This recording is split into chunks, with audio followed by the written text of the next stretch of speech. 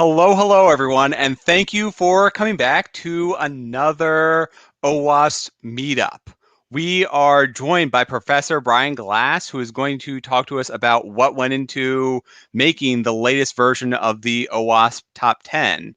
And it is a wonderful pleasure. I've worked with him in the past. He is a brilliant guy, and he is currently he is currently a professor, so we are about to get schooled. Uh, yeah. So please hang around to the end. We have a couple of announcements. We'll be discussing what we're doing in 2022, but this will be the last meetup for this year. So, Brian, take it away. Thanks, Ben. Yeah, I was wondering if you're going to work that in there somehow. All right, do you have a screen? All right, cool. A screen and everything. All right. Well, good evening, everybody. So, as Ben said, my name is Brian Glass. So, my day job right now is Assistant Professor of Computer Science.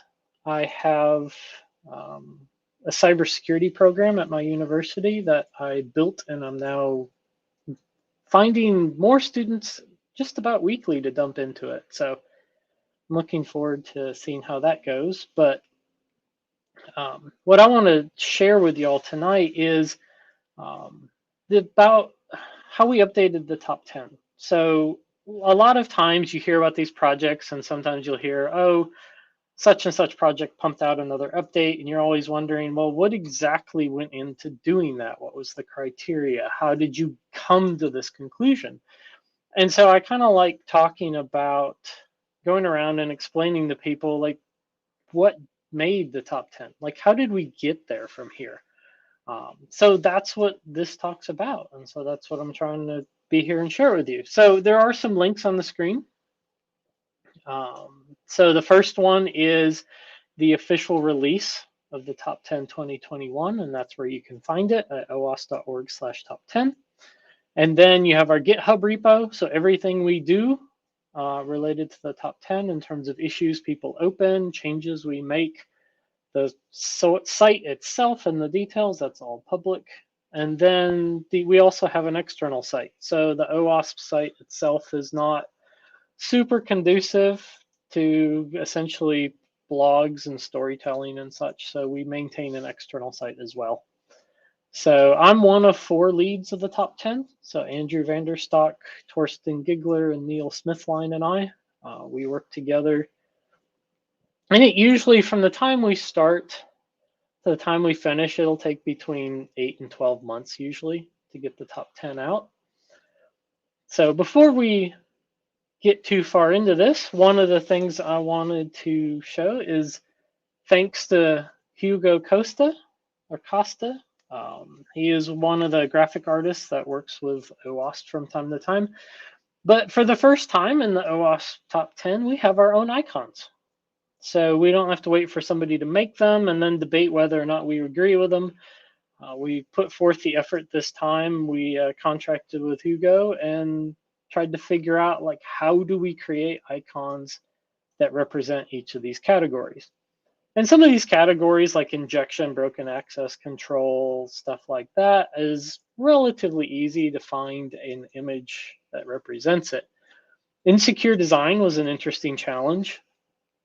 Server-side request forgery was a really difficult challenge to try and find something that we felt could universally, so not just US based, but globally, like, can we find an image that does the good job at representing what that category means? So needless to say, we have icons this time around, and I like them. So how did we get there? So we took a slightly long meandering path. COVID hit in the middle of this, so it kind of messed with things a bit. We were trying to make a 2020 release, and that just didn't quite happen. We tried doing a bit of a data call, but we couldn't get the time of day from anybody, and I get it. In the middle of a pandemic, there was a few other things that people kind of had to be tasked with. So we delayed it a bit until we couldn't anymore. So then we pretty much decided, you know what would be good for timing? It'd be good to coincide it with the release of, or with the 20th anniversary of OWASP. So that became our target. And so that's what we aimed for. So when we sat down to do this update for 2021, we had some core principles we were trying to operate off of. One was just remembering that the top 10 is a baseline. It's not a ceiling. So it is not everything you ascribe to. It's a starting point. And so as a starting point, we want to make sure it's good and solid, because any change we make to the top 10 has ripple effects. So the top 10 was created to be an awareness document because there just wasn't much in 2003, but it is essentially a pseudo standard right now. Not that we necessarily want it to be, but nothing's come along to replace it. So I'm not entirely sure why, and maybe that's because it fit as a standard well enough that nobody's bothered to find something else to replace it with. ASVS is out there, but ASVS has a whole lot more detail and it's a lot more complicated. And it may be, and it's good, and it's much more control focused. And maybe the top 10 is just a little simpler and it's easier to consume. I'm not entirely sure, but that's just where we're at. Next principle is understanding that data is good, but data isn't everything. So we wanted to have a top 10 is based on data as much as possible, but also not blindly based on data. And part of that was because anytime we collect data for something like this, data is actually looking into the past. So, so when we look at it, by the time we collect the results of all of these tests, months or years have gone by from when we first start finding them, right? So when we discover a new vulnerability category, or we discover new ways to test for a vulnerability category, it takes a while for humans to figure out what's the best way to test it. Then after a while of refining that, it takes a while to get those integrated into larger scale automation. And then it takes a while to run those against a bunch of applications. So it could be months, and it could honestly be up to years before we start seeing any kind of sizable results for data from those kinds of tests. So that's part of the reason why, like 2017, we did a community survey in 2021. And that is saying, hey, we asked a bunch of people in the community, we said, please let us know what CWE types, what common weakness enumerations, that you think from your experience should be in the top 10 that probably wouldn't show up in data. Might be too new and it might be too hard to test for. So we got collections from that, so that helps influence the top 10 as well. But then we also have a core principle that stability is good. We're not in the business of changing things for the sake of changing things. If we've had people ask us before, they're like, man, the top 10 really should be either just live, like could change at any time, or maybe it should be every 6 months to a year, right? So we have this whole continuous integration, continuous delivery kind of concepts now. But could you imagine trying to build training programs, building standards, building platforms on something that changes out from under you constantly? So there's a place for that, but when something like the top 10 that's essentially a pseudo standard now, having something that only changes every 3 to 4 years is actually a really good thing. It gives people time to build stuff around it and be able to raise that bar. And that goes into that next bullet point is we know we're a baseline, but we also need to raise the baseline. We need to raise the minimum bar within the community or within the industry to where there's improvements. So this is year 18 of the top 10. We really hoping that there are things that have been fixed because the top 10 has brought them to light and created a focus on them. So that's something else we had in mind, and that kind of factors into part of why you have things like software and data integrity this year, or insecure design. because we're trying to figure out like what makes sense, what does the data say versus what can raise that bar and drive behavior that improves. And that feeds into that next bullet of trying to make sure we drive the right behavior. So it's a little daunting when we work on the top 10 because we know anytime we make a change to the top 10, we're looking at, I don't know, somewhere tens to hundreds of thousands of hours are going to be spent by vendors, training companies, internal companies, awareness programs, frameworks, testers, validators, scanners, general tooling. I mean, a ton of work will kick off because the top 10 changed. And so that's something that like we don't take lightly because we're really careful about trying to make sure that if we're going to produce a top 10 list, does it make sense? Is it defensible? Does it drive the right type of behavior? And then the last thing we had this year when we were thinking about it was trying to focus on a root cause over a symptom. And this isn't necessarily something new, but it's something we wanted to call out. Because one of the things we ran into is in 2017, sensitive data exposure was more of a symptom category. You don't know why you exposed sensitive data, you just know that you did. So it's kind of like the concept of my arm really hurts, and that's a symptom, versus my arm hurts because I broke a bone in it or because I sprained my wrist, which is more of the root cause. Like, this is why my arm hurts. And so that's what we were trying to do here is we're trying to clarify more root cause, if at all possible, and then group by root cause. And so we had, looking back at 2017, at one point, I decided to make sort of a Venn diagram about the different categories in 2017.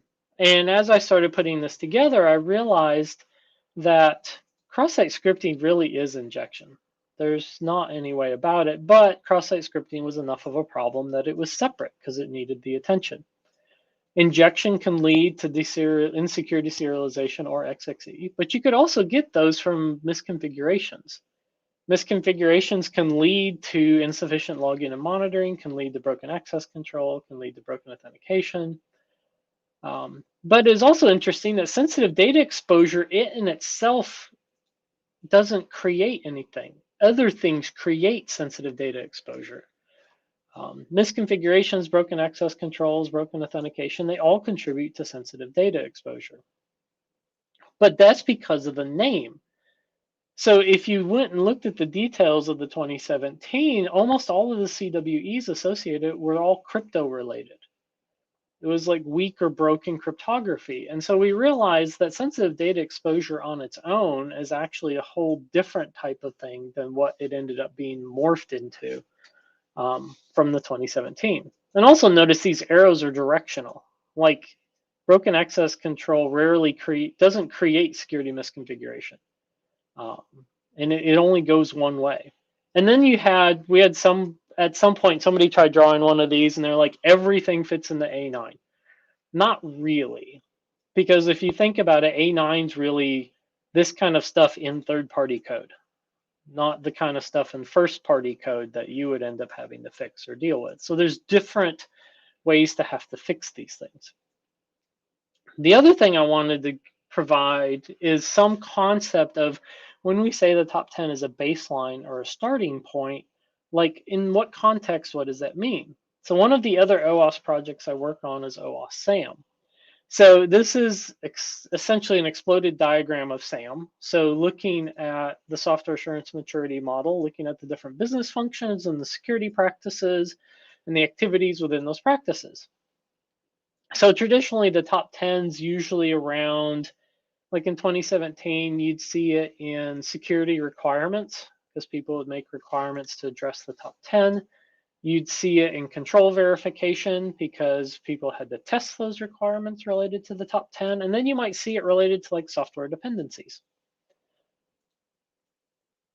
So then you also might see it in policy and compliance, like we see the top 10 added to some standards at times. Then we also definitely see it in education and guidance. We see it in training and awareness programs. So, and then because of the 2021 set, we now, because of insecure design, we'll see some related to threat assessment or secure architecture. And we'll also see elements of it in the deployment process, because that's where the software integrity part starts to come in. So, but in the grand scheme of things, the top 10 is still a tiny fraction of the scope of what something like SAMM covers. So just for context related to like how the top 10 fits into that kind of stuff. So if we're going to talk about the data, one of the first things I want to do is anytime I talk about the data, I try to say thank you. Because we had 13 organizations contribute data to us. 12 of them agreed to be named publicly, and the 13th asked for anonymity. And so you may recognize most of the names on here. Each has different niches, different areas they work with, different types of tooling they use. And they all took the time to gather data that they had and put it together and send it to us. And then answer my questions about why does it look like this? Can you modify it? Can you fix it? Can you answer this question? So I really appreciate all the time people put into this, because if they hadn't done it, we wouldn't have had this top 10 because we wouldn't have had the data to look at. So again, every time, just thank you for actually spending the time to contribute data.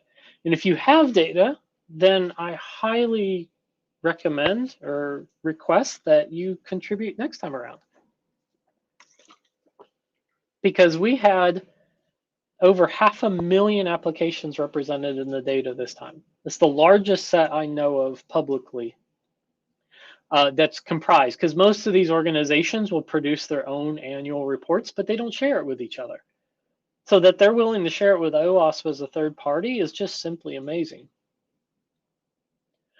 So similar to 2017 and 2021, we decided we needed to focus on incidence rate and not frequency.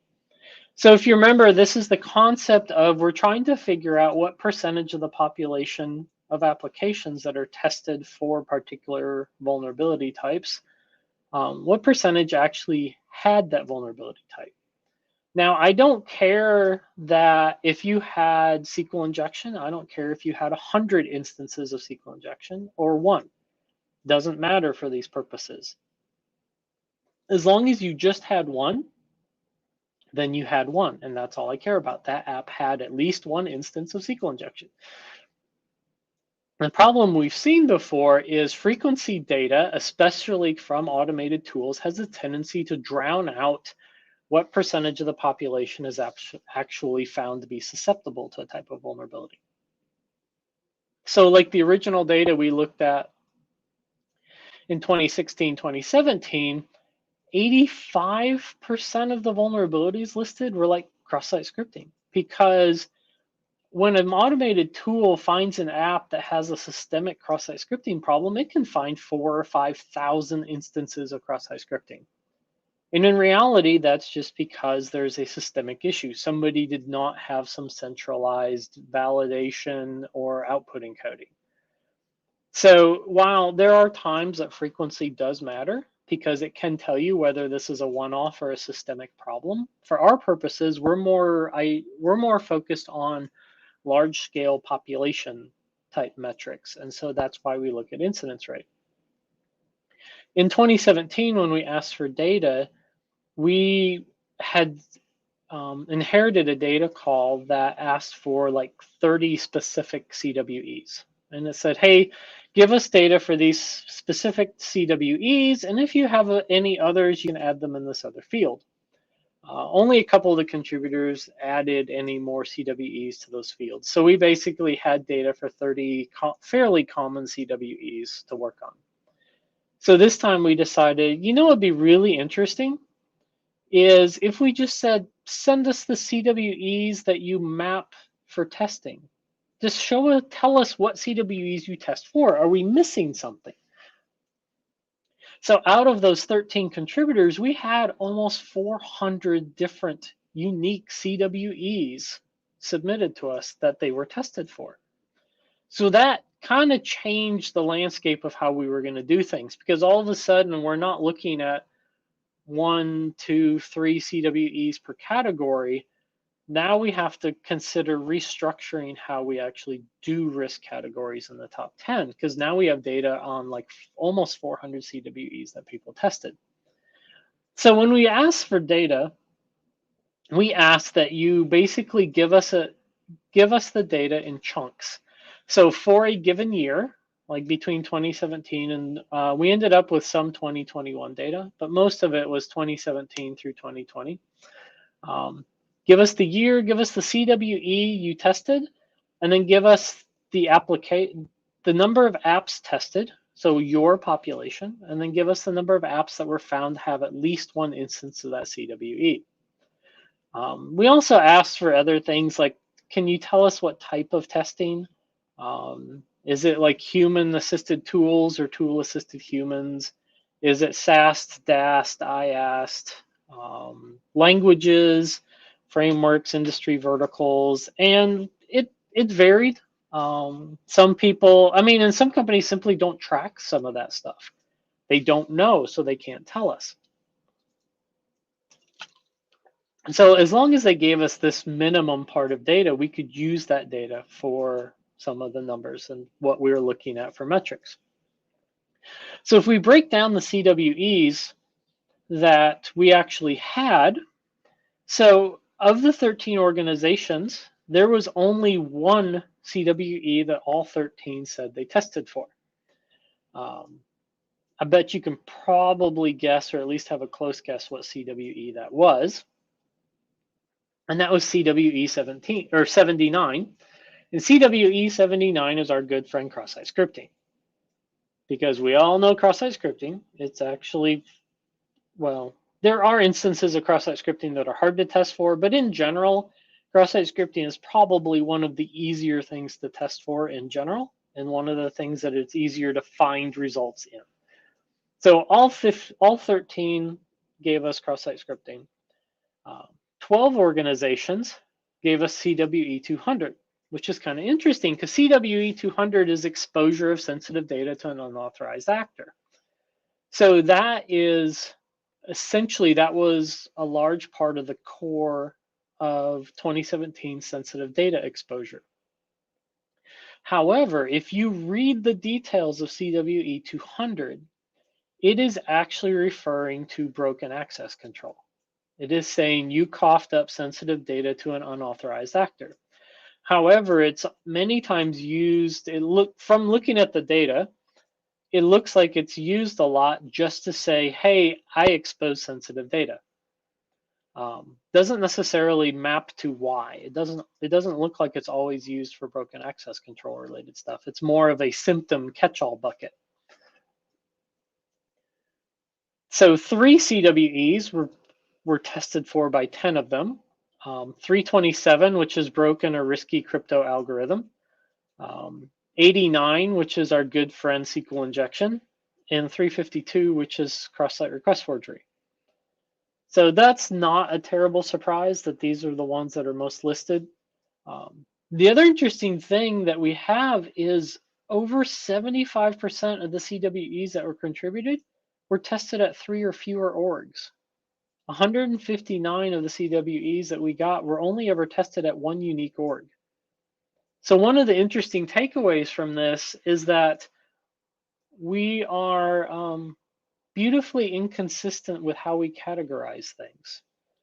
And it may be that we legitimately have that many different types of tests, but to be honest, I also think we map things differently. In terms of, we will do tests, and from what I've seen for the most part, and y'all may have some other experiences, but what I've seen from my experiences, a lot of organizations don't build tests with a CWE in mind. They will build tests based on experience or based on some other categorization. And then after they have their test, they're like, oh, we could map it to a CWE. So some of the contributing organizations had to create the mapping just to send me data. Like they didn't normally maintain that mapping in-house. So it provides an interesting insight in terms of trying to normalize what gets tested by mapping it to CWEs, produce some interesting results that I hadn't really expected. So then I also want to bring up the survey. So if you remember in 2017, we had 8 of the 10 in the top 10 were picked by data, and 2 of the top 10 were picked by community survey. So this time around, we decided essentially to do something similar. So we said that we'd have up to 2 by community survey. So in the survey, out of 437 responses, and if you filled it out, thank you. I really appreciate it. Again, if you all don't answer the survey, then I don't have this kind of data to look at. But number 1 in this survey was server-side request forgery. So SSRF had been in the news fairly often in the last couple of years as being the source of a number of issues and a number of breaches or potential breaches. And the interesting thing about SSRF is we had data on SSRF testing. And by the data, it's not that big of a problem. But the community survey, the professionals in the industry for that survey said SSRF is the biggest problem of all of these things in this list. So I'm not entirely sure how to reconcile the two. I don't know if we simply don't know how to test for SSRF that well yet, or if it's a human bias. And because SSRF shows up on Twitter and shows up in the news and such more frequently in the last couple of years, there's this perception that SSRF is a bigger problem. I'm not sure, but I'm really curious to see what the next few years bring and then what the data looks like for the next top 10. Does SSRF go up or does it go down? Like, what will the data tell us? Will we find more tests and find more instances of SSRF, or will it shrink? Like, we figured out how to solve it, how not to have it. I'm not entirely sure, but I'm really curious to see what happens. So number 2 on the survey was unmaintained third-party components. And so there was enough data on this that it made it insecure or was it vulnerable or outdated components made the list on its own because of the data. So the third piece in here was insufficient logging and monitoring. So that is something that will rarely ever show up in the data. And so that was really interesting because when we first introduced that in 2017, and it was picked by the industry survey, we got some pushback that it in itself wasn't a vulnerability. And for the purposes of the top 10, that's fine because the top 10 is risk categories. There is risk to your application for not having sufficient logging and monitoring. Because if or when you have that breach, if you don't have the logging or monitoring, A, you may not discover the breach, and B, if you do, you have no idea what the scope of it is. So it plays an important role in things. And it was really interesting because if it had not been picked in the community survey here, there isn't much for data on it because this is something that's really hard to test for. Because how do you define sufficient logging and monitoring? So in this scenario, the survey bared out and people are like, you know what, this is important. So we want it in there. So the other things on the list, unprotected storage of credentials, unrestricted upload of files of dangerous types, and so on, most of those CWEs ended up in different categories within the top 10. So we're looking at, when we were looking at incidence rate, right? So we're looking at number of apps that CWE, or that a particular CWE was found in, divided by the number of apps that were tested for that CWE. So then we started finding some interesting scenarios because we had data from varied sources. So if we looked at something like CWE 552, which is files or directories accessible by external parties. So the incidence rate for this was close to 56%. I'm like, man, that's like really, really common, relatively speaking, right? More than half of the apps ever tested had this. And so when we dug into the numbers, we found that really only 11,000 apps were tested for the CWE, and it was found in slightly over half of them. Well, the total population that was tested over our time period was approximately 515,000 apps.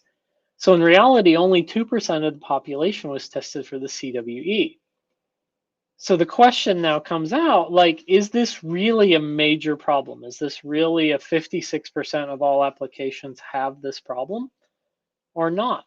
But if we've only tested 2% of the population, now we're debating, is this significant? Did we test enough of the population to really say this is solid? So if we look at an overall incidence rate, we're somewhere just over 1% of the population was found to have this. Now, again, not everybody had been tested.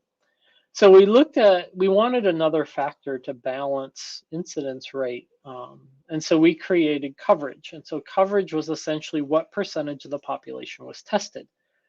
So this gives us a level of assurance for the data. So if only 2% of the population was tested for a particular CWE, I'm less likely to trust that data. I have a lower assurance that that is actually an accurate representation. Versus if we look at something like CWE 818, which is insufficient transport layer protection. So it had an incidence rate of 46%. Almost 50,000 apps were tested, and it was found in just about 23,000. So almost 10% of the population was tested. So we have an overall incidence rate of around 4.5%. So I have a little bit higher confidence that this is representative because we're up to almost 10% of the overall population. But if you look at CWE 200, now you're looking at an incidence rate of almost 20%, but we tested almost 95% of the population for the CWE. So at this point, I would say I have a pretty high confidence that this CWE is fairly common in applications. So in 1 in 5 apps had this, and we tested almost the entire population. And now there's questions about the data I can't answer, right? So I get this data from folks. I don't know what tests they ran. I don't know how much triage is in there. A number of them would tell me like, hey, this is fully triaged data. Some didn't indicate one way or the other. What I know is they said they ran tests and these were the results and these were the CWEs that they mapped them to. So one of the things that I like digging into is like of what we were told about for different types of tooling, I wanted to know how does SAST compare to DAST compared to IAST in terms of like what CWEs do these seem to find within our data set? Because there's certain findings that only DAST will find and SAST can't, and vice versa. And then there's IAST and trying to figure out how does that fit into the grand scheme between both a static and a dynamic test. And to me, it's kind of interesting when you look at it. So SAST will, like number 1 in its top 10 of SAST identified CWEs, use of hard-coded passwords. Okay, that is absolutely something you would find in essentially code review or static analysis. Improper output neutralization for logs, yep. Things like broken or risky crypto algorithms, absolutely. You can see that in the source code. Insufficient entropy, absolutely. Generations of error messages with sensitive info. You can see those are all kinds of things that you would expect to see in static analysis. So in DAST, you have some interesting stuff. So exposure of sensitive information to unauthorized actor.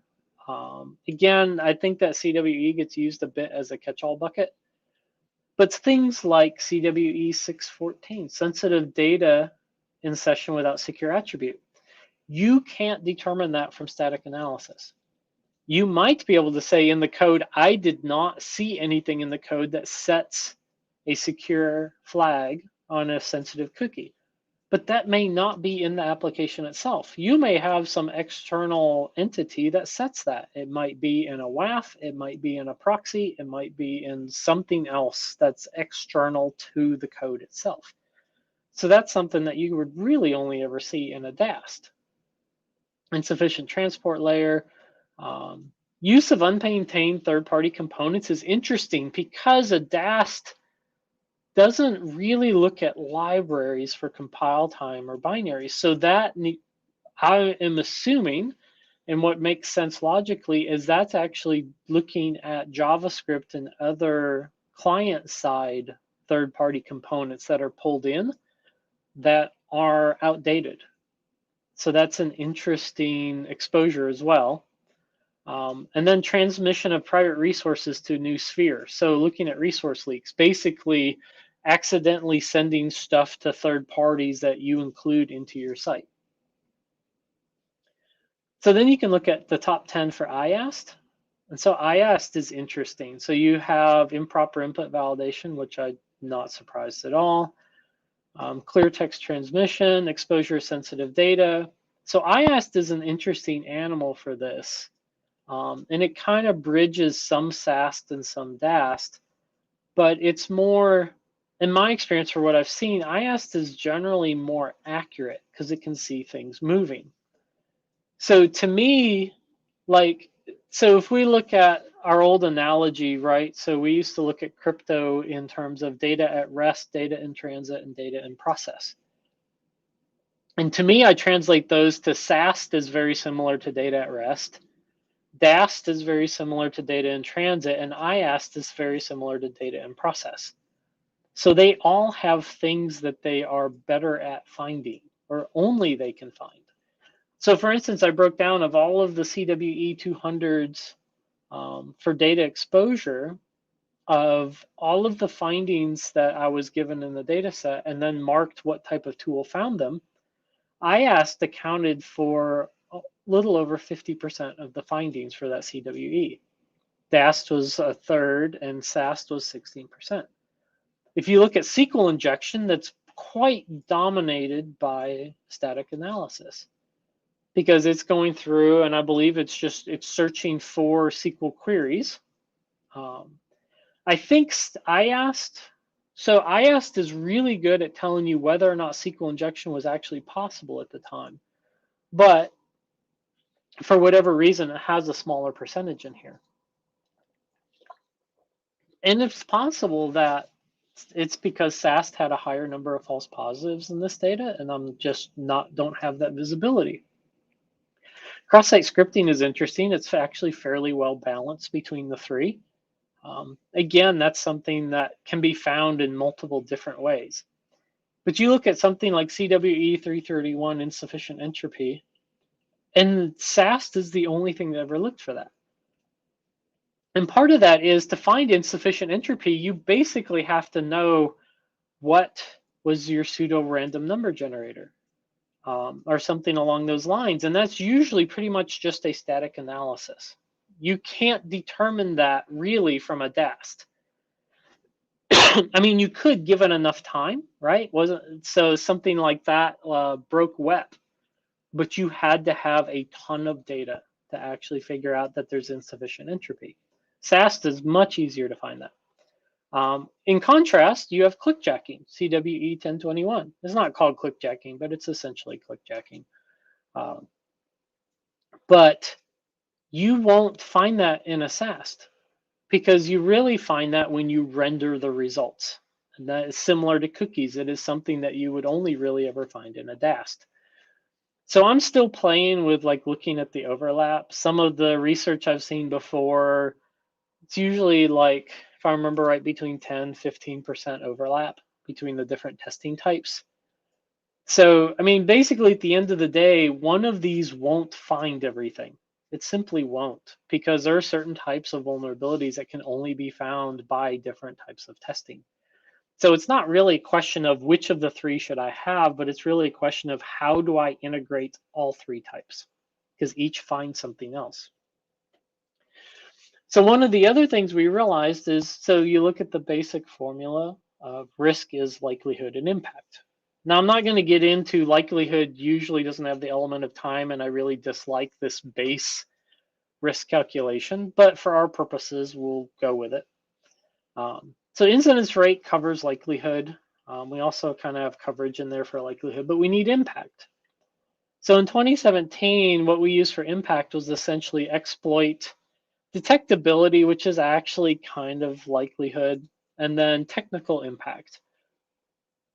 But the data source for this was essentially the collective experience of the leadership team.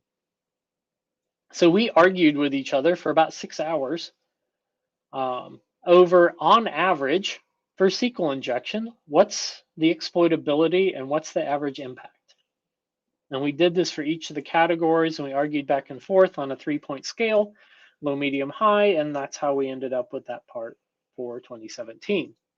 2021, since we had such a strong data component for likelihood, we wanted to see, can we find data for impact? So we spent a number of weeks going back and forth looking for different sources, things that we might trust, things that would be representative and be large enough. So at the end of the day, we decided, let's try and look at CVSS subscores, not the actual CVSS complete score, because then we would double count likelihood, because each CVSS score includes likelihood in it. But what if we looked at the subscores for like exploit and impact? So we set out, the easiest way I found to do it was suggested that we take OWASP dependency check. We ask it to go update from NVD, and so it dumps it all into a Hibernate database. So it's actually quite easy to connect to that database and query it, and then there's a couple of tables that you can query, and you can pull out, and we found that within all the NVD data, there's essentially, at that point in time, when we did it several months ago, there was 241 CWEs mapped. Not all CVEs are mapped to a CWE. Some just simply were never done that, and nobody ever went back to change it. The interesting thing is out of our 400, we had 241 CWEs. So we still had a bunch of CWEs that had no CVSS subscore. One of the main examples of this is vulnerable components. So I don't think we'll ever see a CVSS score for a CVE that maps to the CWE for vulnerable components, because that CVE would actually be mapped against the actual problem.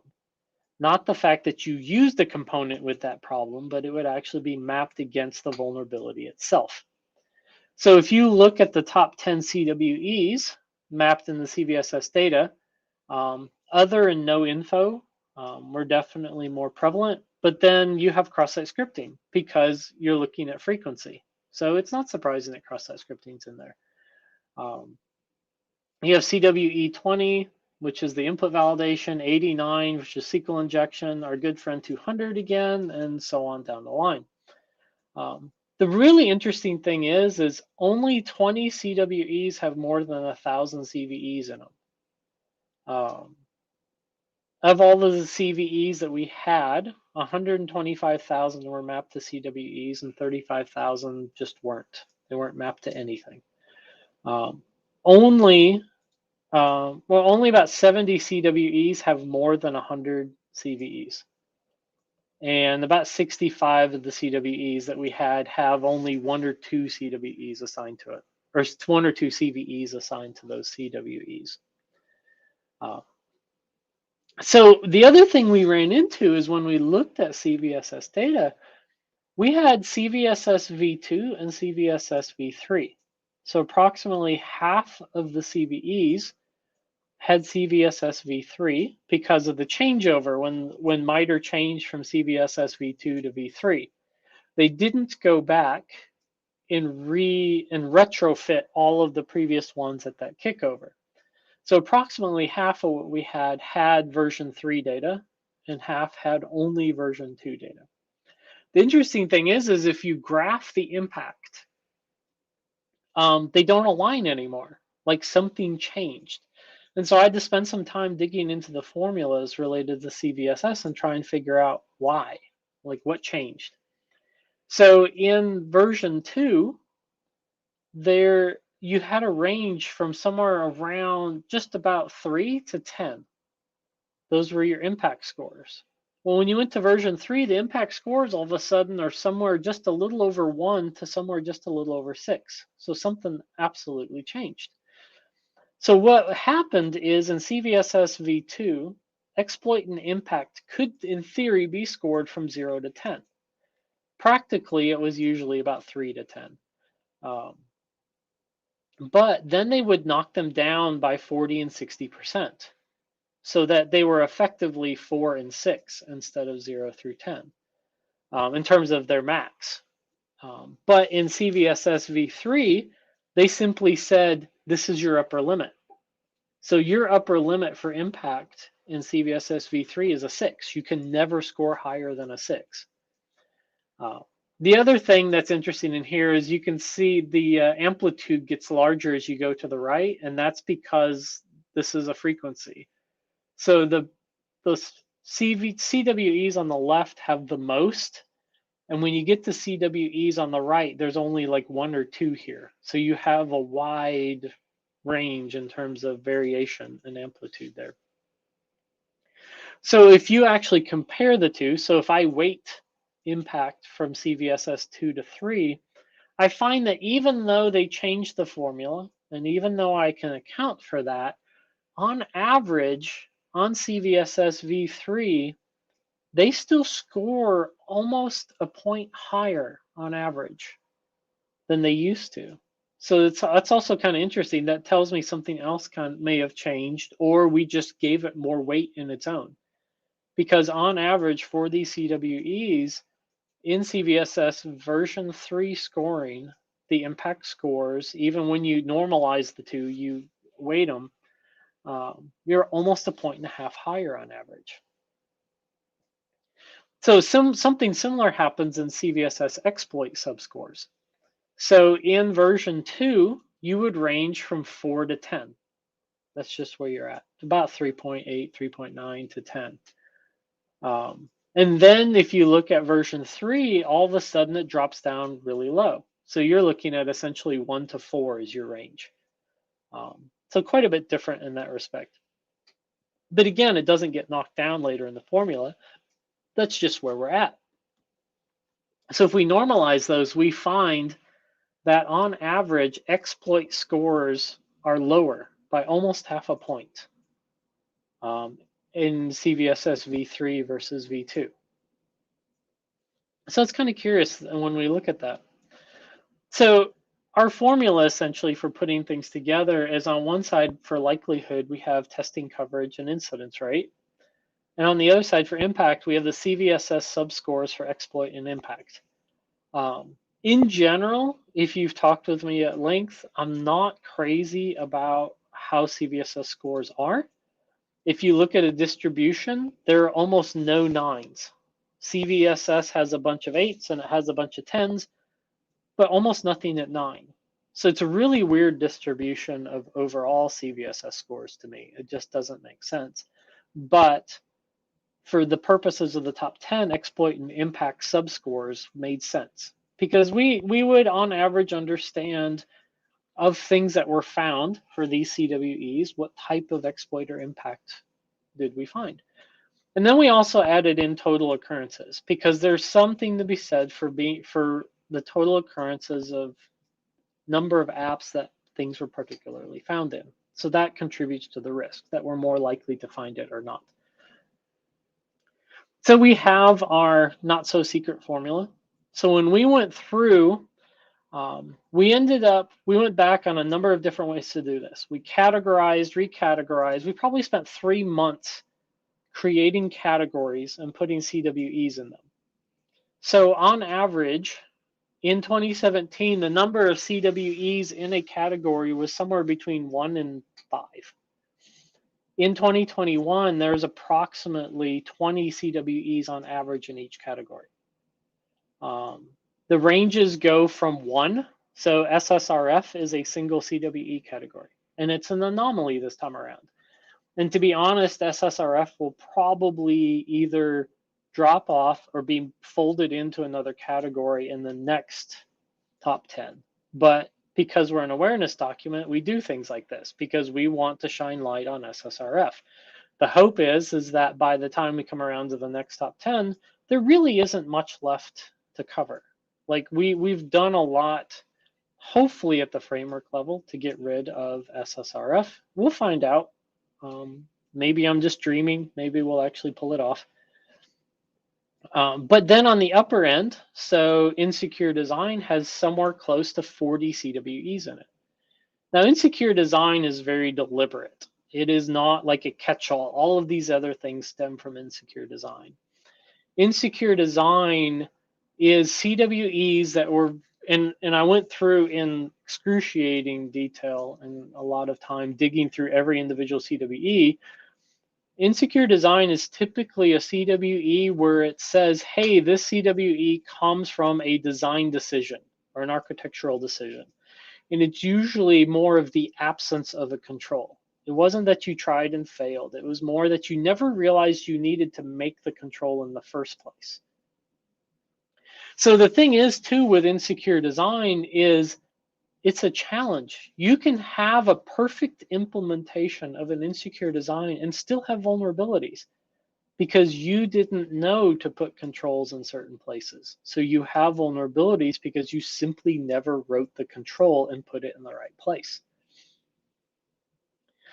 So anyway, it's a little digress slightly. But so this gives you an idea. So when we went through and we scored these, we tried to balance them in terms of giving them weights and such. So between incidents, coverage, exploit, impact, and occurrences, we would have these different scores. So then this lower part is what contribution that score made to their overall total. So some of them got the majority of their points from incidence rate, like it showed up a lot. Some of them got more of their points from coverage.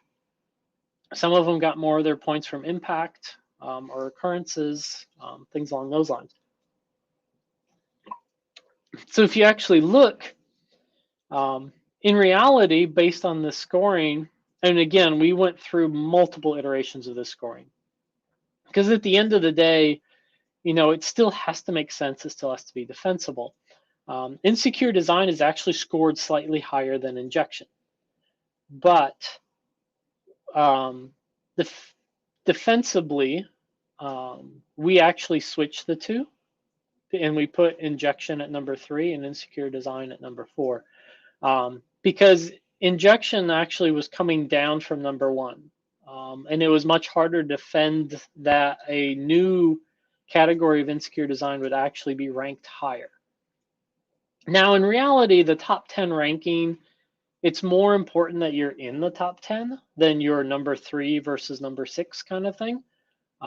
Because all of the top 10 is worked on.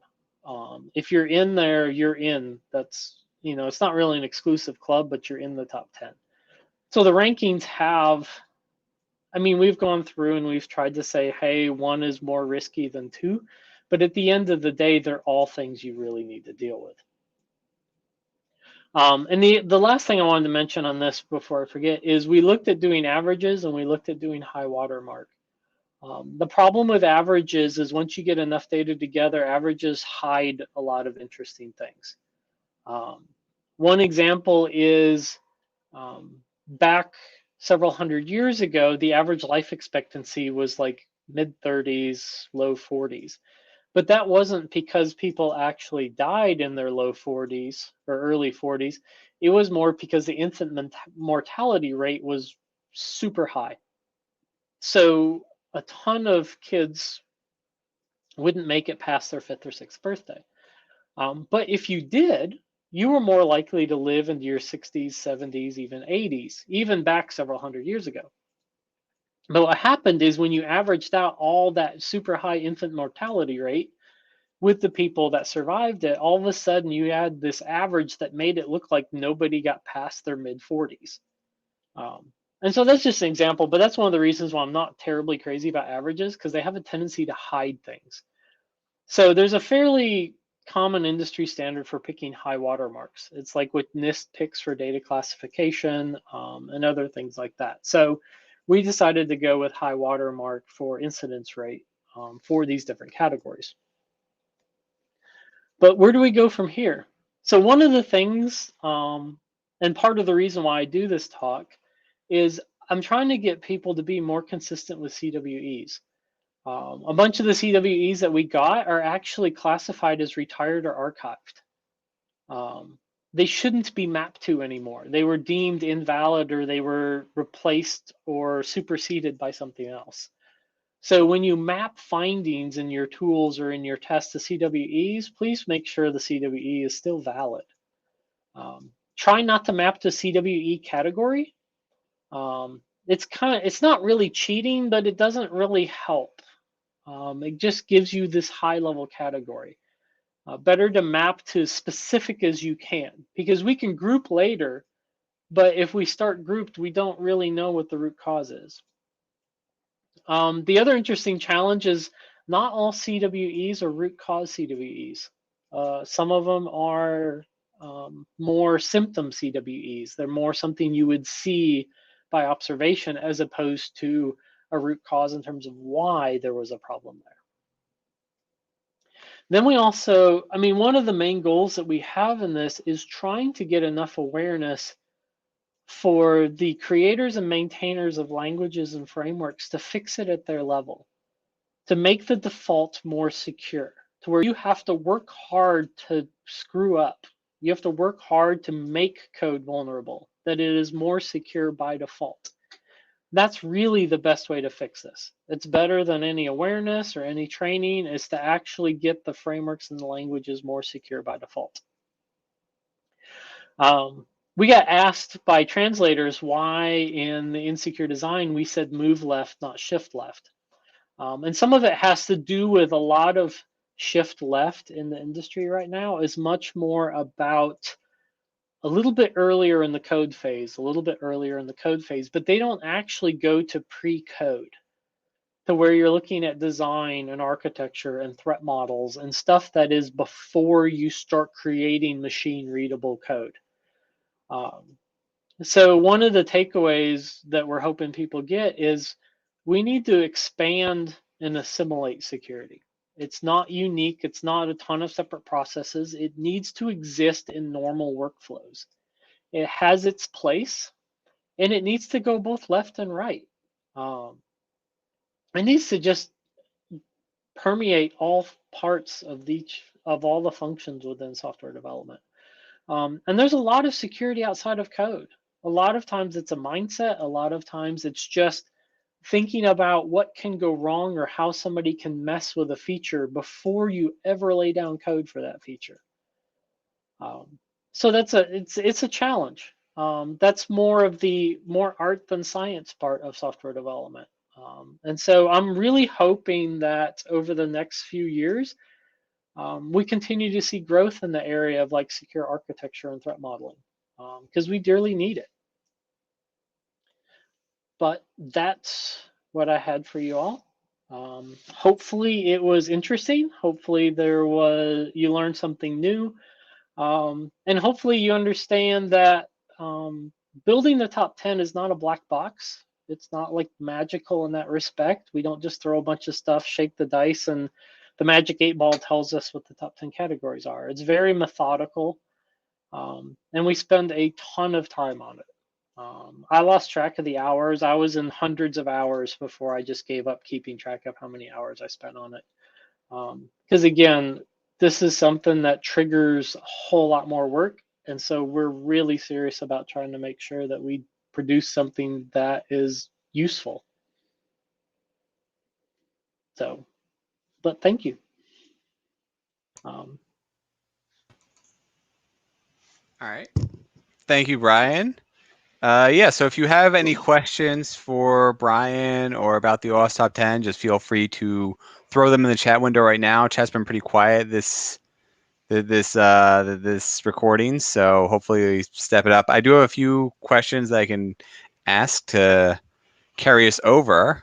But I do want to definitely absolutely say thank you for coming in and explaining what went into the OWASP Top 10. I know that you have worked on the previous version, the 2017 release, the re-release, I guess. So you had brought in strong metrics to sort of address some of the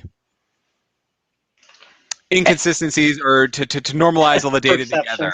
And yeah, so you were able to bring real data in to justify why every single decision was made. So obviously I appreciate you coming in here. I appreciate all the work you've done for the OWASP Top 10 in the past, and all the work you are currently doing. I mean, you just mentioned that you were spending hundreds of hours to get this to the best possible condition that you are proud of, and I just want to say thank you. Thanks, I appreciate it. But yeah, that's we work hard to make it as transparent as possible. So we have the data, we will explain, and that was part of the reason why we set up the external project site. So every month or so, we would say, this is where we're at, this is what we're working on, this is what we decided, so that you had an idea of where we were progressing. And then anytime we put out a draft release, all comments, feedback, that's all public in GitHub issues. And then responses to it, decisions made, that's still all public and open. And so we're trying to do it in a way that you can't say, well, you hid in the back room and you did something nefarious or whatever, and you came out with this and it benefits you somehow. I have no product to sell you. So that's one of the advantages I have, is not only we have OWASP, but as a professor, like, I don't have a tool to sell you. So I don't, I can operate from more of a neutral third party position in that respect. Sure. So I know that the OWASP Top 10 actually has a new section in there about how it is not intended to be a standard, but if you want to do it, this is how you do it. What are your thoughts on using this as a standard for tools, for compliance, for governance? So it's interesting. We pushed back. So it started as awareness, and then it became a pseudo standard. And it kind of is a pseudo standard. The thing that's fascinating to me is nothing's come along to try and dethrone it. Like, you have the project that was made a standard that wasn't intended for a standard, and has said it would rather not be a standard, yet nobody has attempted to fill that void. Like, nobody's attempted to dethrone it, which I find fascinating. And maybe somebody will, because I'm talking about it and they just didn't realize it. But at the end of the day, as long as you realize that this is a baseline, this is not a target ceiling. You make the top 10, you've done it, you can kick back and relax. That's not the purpose of the top 10. The top 10 is to try and say, look, software security is freaking hard. It is ridiculously complex. There are so many little gotchas in it that we're trying to give you a starting point, something that's consumable. I mean, people love top 10 lists because it is something that they can consume, something they can understand. And they know this is just 10 of many things. But at least they can start somewhere, and you have some feeling of accomplishment, and hopefully you can build off of it. But I mean, for tooling, using this as a standard is tough. But one thing I do like about this that I had gotten feedback on previous top 10s is, on previous top 10, they were so narrowly defined, and there's so few CWEs that when people had to create training classes, so there are some languages and frameworks that simply were not susceptible to some of the 2017 categories. So trainers had told me, they're like, it's kind of awkward when we hit some of these things. Like, what we're trying to train them on, we have to cover the top 10, but this language or framework that we're teaching them doesn't have this problem.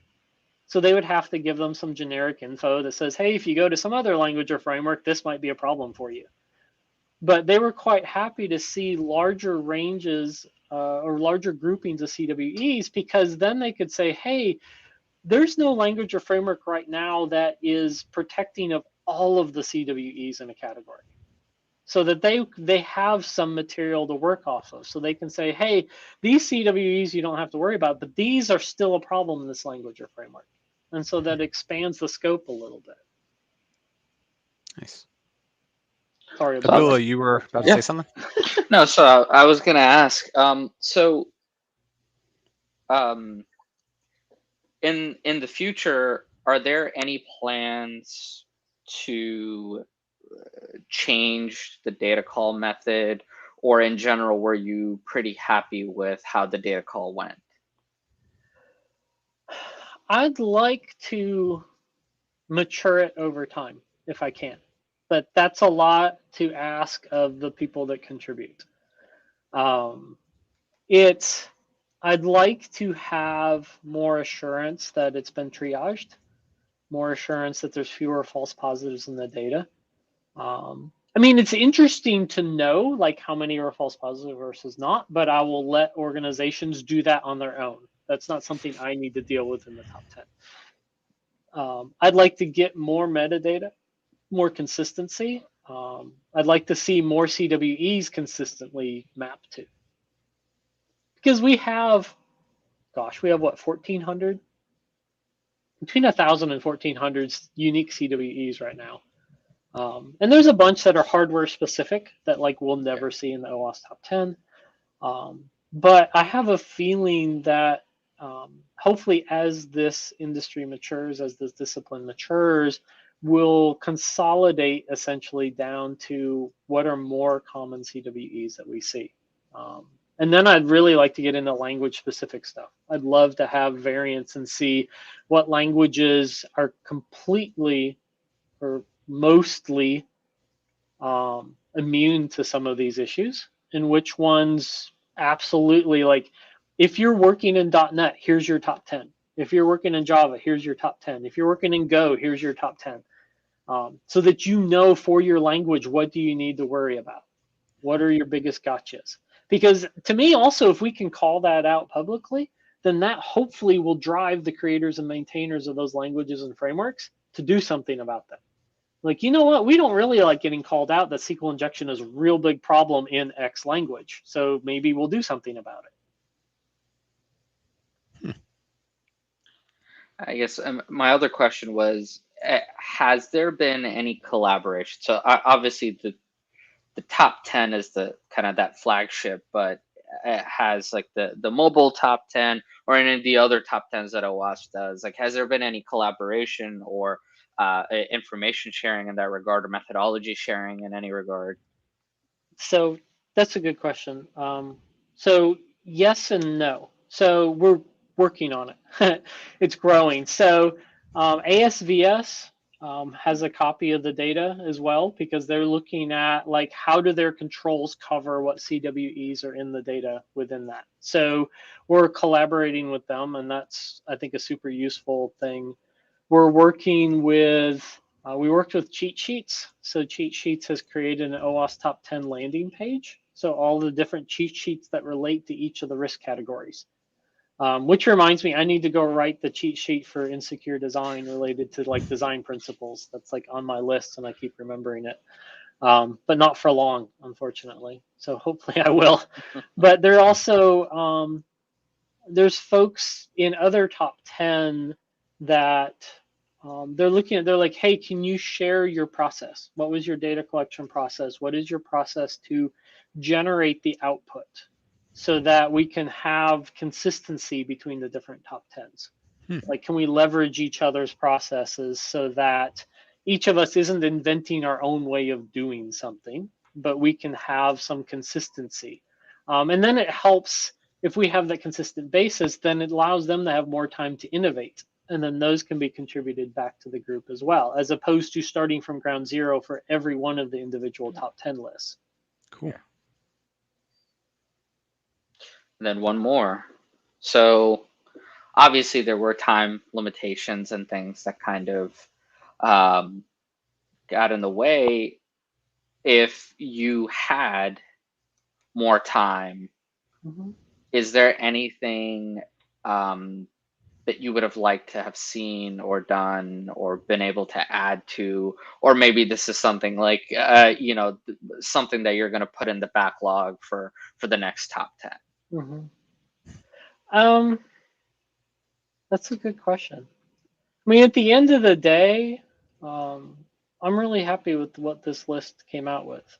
I like where it's going. I like where it's stretched. I like that it's defensible.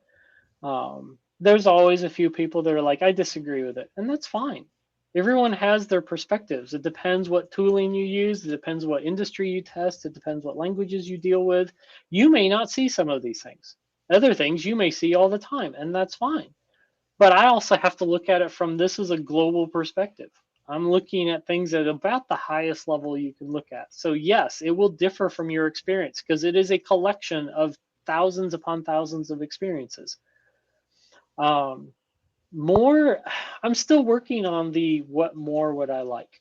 I like to try and advance what we get out of the data each time, but also realizing that this is a top 10 list. Yeah. We're not solving world hunger. It's not nuclear secrets. It's not anything like that. It's something that needs to be, as well as the best we can, a good list for people to work off of that doesn't send them in the wrong direction where they spend thousands of person hours doing the wrong thing. That's the biggest fear I have when I work on this, is that we inadvertently drive behavior that we didn't want, that doesn't advance the industry. Huh. Yeah, that makes sense. Thank you. Yeah. I don't have any more questions. Abdullah, is that your last one, or? But I always have more, but Brian knows, so I can just text him. That's fine. I'll have more loaded for you later. All right. Yeah. In that case, again, I wanted to thank Brian for coming in and talking to us and staying after to answer a couple of our questions. Moving into the new year, it's funny that you were mentioning Shift Left because we actually are planning to have Shift Left come in and talk to us. I know they're different connotations. One's a company, one's a process, but they are coming in to start off the new year 2022 in January. So be sure to just listen to when we are posting more information about the upcoming meetups. And again, I want to thank all of you for joining us. I know it's been difficult with this video conferencing forum. Going to YouTube, it's a lot less personal than being on site and meeting people in real life. But I want to thank all of you for another wonderfully successful year with OWASP Nova. And I hope we continue on through 2022. So Thanks, thank you, everyone. Yeah. Thank you. And take care. Stay safe. You all have a good evening.